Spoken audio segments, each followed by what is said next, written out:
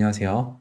자, 오늘은 제가 캔들 하나를 설명드리고 그 해석이 변하는 기준에 대해서 말씀을 드리도록 하겠습니다.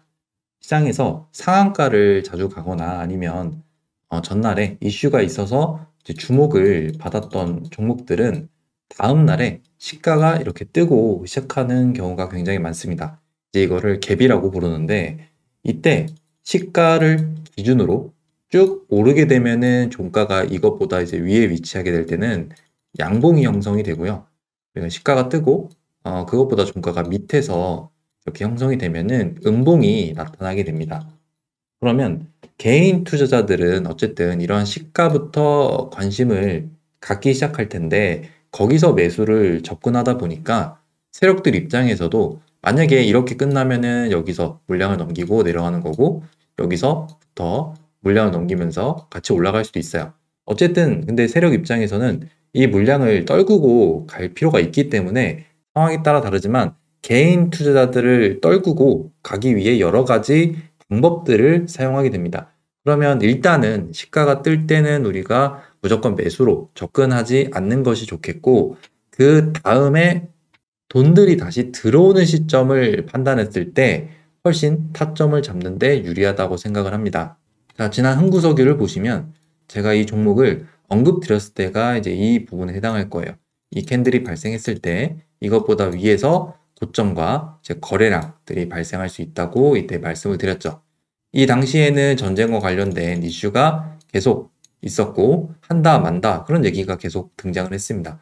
그러면서 실제로 하지 않는 그런 흐름들이 나올 때는 이렇게 내려가는 모습을 보였고, 이런 데서는 갑자기 전날에 뭐 미사일을 쏜다던가 전쟁에 대한 확전, 전면전 그런 이슈가 발생을 하면서 시가에 이렇게 크게 갭이 뜨게 됐어요. 얘가 뭐 단기 과열인지는 모르겠는데 여기서 시가가 뜨게 되고 그 다음에 종가가 여기서 형성이 됐습니다. 그러니까 이런 것들을 보고 제가 오늘 설명드릴 캔들에 대해서 여러분들이 모양을 맞추는 매매를 하지는 않으셨으면 좋겠어요.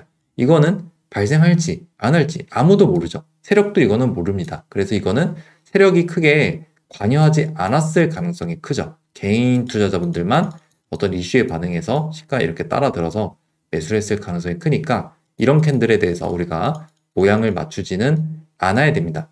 그래서 이 기준을 가질 때는 항상 의미 있는 자리 그리고 의미 있는 거래량들이 그 뒤에 들어온지가 굉장히 중요해요. 그거를 한번 설명을 드릴게요. 자, 지난 위세 아이텍을 보시면 4월 초에 이렇게 이재명 관련 AI 관련주로 상승을 간 적이 있습니다. 자, 이런 흐름들을 딱 만들어냈을 때 우리가 기본적으로 봐야 되는 거는 어떤 상승 지점 이전에 어떤 행위가 발생했는지가 굉장히 중요하죠.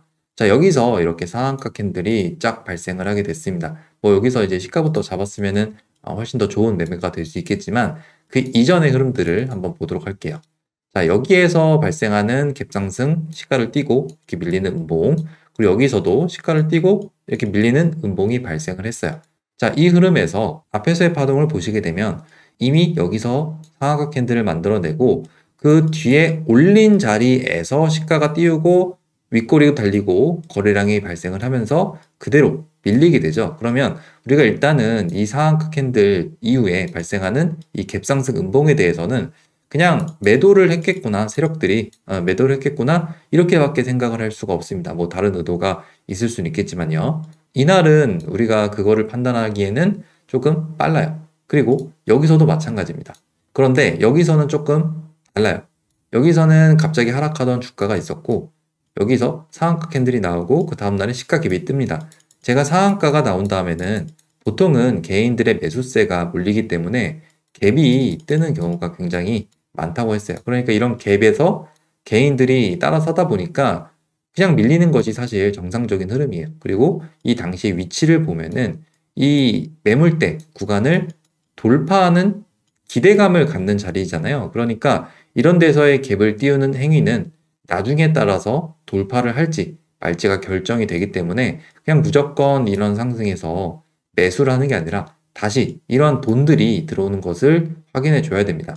자, 분봉을 보시면 26일 날, 27일 날 이렇게 종가에 돈이 들어오고 시가까지 밀리게 되면서 26일, 27일 날에 특히 26일에 이렇게 종가의 가격을 올리고 27일 시가에 이렇게 가격을 띄우게 되면서 앞에 저항대를 이렇게 부딪히게 되죠. 그리고 내려가다가 다시금 이렇게 돈이 들어오기 시작한 지가 4월 1일이에요. 그러니까 여기서 돈이 들어왔다면은 당연히 이 하락했던 흐름에 대해서 돌파 구간을 준비했다라고 생각할 수가 있는데 여기서도 이제 바로 가진 않죠. 그러면 우리가 돈이 다시 들어온 부분을 확인하고 그 다음에 눌림 자리, 그 다음에 파동을 계속 준비하는 자리들에서 어떤 매수점을 잡아볼 수가 있습니다. 그 다음에는 이제 정리하는 흐름에서 매매를 할 수가 있는 거고 똑같이 갭이 뜨고 음봉의 형태를 보이지만 여기랑 여기는 완전히 다르죠.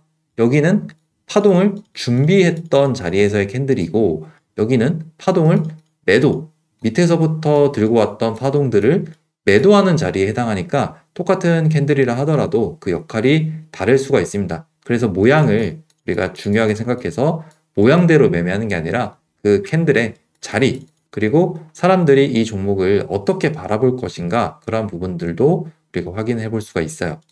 자, 얼마 전에 제가 영상을 올려드렸던 우진엔텍도 이러한 부분에서 여러분들이 생각을 할 수가 있는데 우리가 이 종목을 미리 밑에서 발견해서 매수했다면 훨씬 더 좋은 수익 구간이 발생할 수 있겠지만 일단은 여기서 상한가가 종가 이렇게 오르게 됐었잖아요. 그 흐름 이후에 매매를 하더라도 충분히 좋은 수익 구간을 가져갈 수가 있는 종목이에요.